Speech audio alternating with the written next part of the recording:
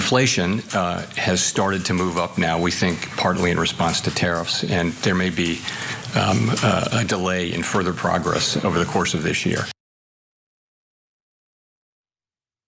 Despite mounting pressure from President Donald Trump to have the Federal Reserve lower interest rates, Jerome Powell, head of the Federal Reserve, is resisting in that pressure and essentially pointing to the uncertainty in the economy as a result of Donald Trump's tariffs as his reason for wanting to hold off on cutting interest rates.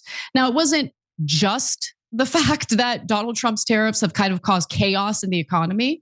It's also the fact that, well, if you look at consumer sentiment, and more importantly, if you look at where inflation currently is, well, they're not hitting the targets that they initially wanted to hit. And so out of an abundance of caution, the Federal Reserve has decided to keep interest rates exactly where they've been. So the Fed's move keeps the benchmark rate at 4.25% to 4.50%. Now, again, Powell defended the central bank's decision to keep interest rates, unchanged by citing the unusually elevated uncertainty that has resulted from Trump's tariffs and trade policies. Take a look. You may have seen that goods inflation moved up pretty significantly in the first 2 months of the year.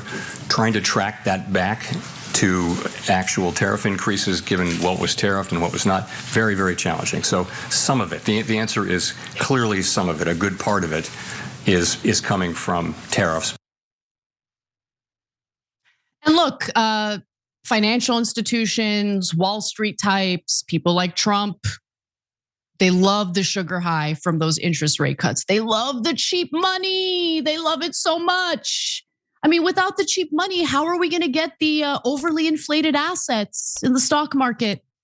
How are we going to have the growing inequality? Okay, so Trump responded to Jerome Powell in the way you would expect him to. So on Truth Social, he writes, the Fed would be much better off cutting rates as US tariffs start to ease their way into the economy. Do the right thing. April 2nd is Liberation Day in America. Right. So Trump is likely going to get what he wants, even though Powell did not provide interest rate cuts this time around. He did mention that he still expects 2 instances of the Fed cutting interest rates in the coming year. And by the way, one of the reasons why is because of what's currently happening with the banks. And that isn't really being talked about a lot. One of the best journalists, in my opinion, on this matter is Nomi Prinz, a guest that we've had on this show multiple times. But she used to be at Wall Street. She worked for Bear Stearns, Goldman Sachs, and then she decided, yeah, I'm going to quit this and I'm going to be a whistleblower. And so I have a tremendous amount of respect for her, and her analysis is just on point. So regardless of what happens with Trump's tariffs or inflation, I do think the Fed is going to cut interest rates twice in the coming year because of the banks really suffering right now. They're drowning in unrealized bond and commercial real estate loan losses. They need that cheap money. They need that sugar high, and they're expecting it. So as Nomi Prinz reports, according to the FDIC, unrealized losses on investment securities hit $620 billion in the fourth quarter of 2024, a $150 billion jump in just months. Banks loaded up on long-term bonds when rates were low. Now those bonds are worth far less, locking them into deep losses. And by the way, the other issue is, banks give out loans, and there's a little bit of an issue right now when it comes to defaults. Defaults are rising. Loan delinquencies are climbing, with 3.6% of outstanding debt now delinquent. And that's according to the New York Fed's latest household debt and credit report. That's the highest level since 2020. That the reading reflects growing financial strain on consumers and adding pressure on banks already facing unrealized losses. So this is why, despite the grim news on inflation, the Fed still believes that they're going to cut interest rates this year.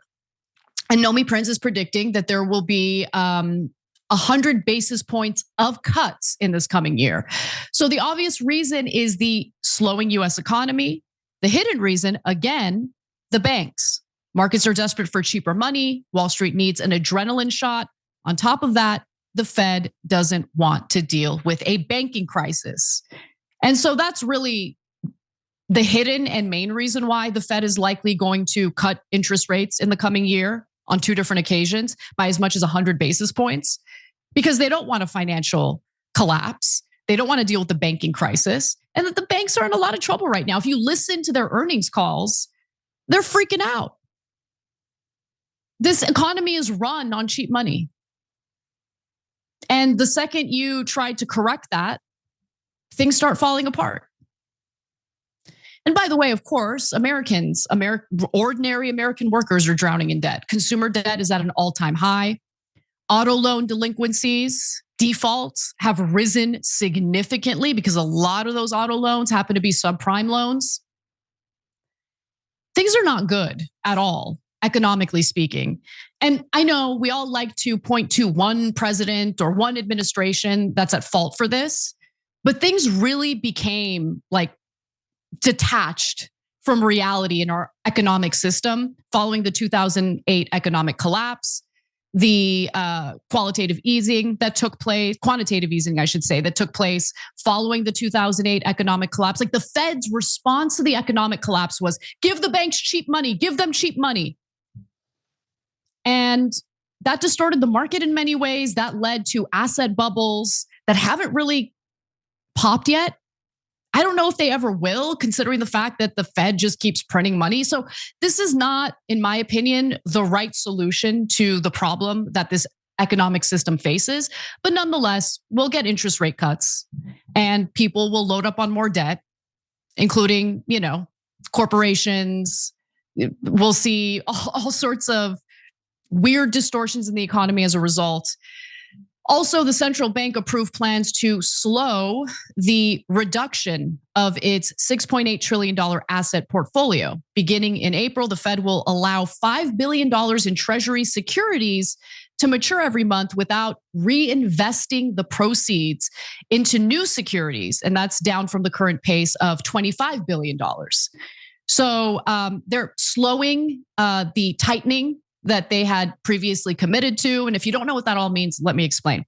So when the Federal Reserve buys debt instruments like treasury notes or mortgage-backed securities, it's basically seeking to increase their price or the price of said securities while signaling a looser monetary policy, which, financial institutions, corporations, they love that. And it's a policy meant to support the economy.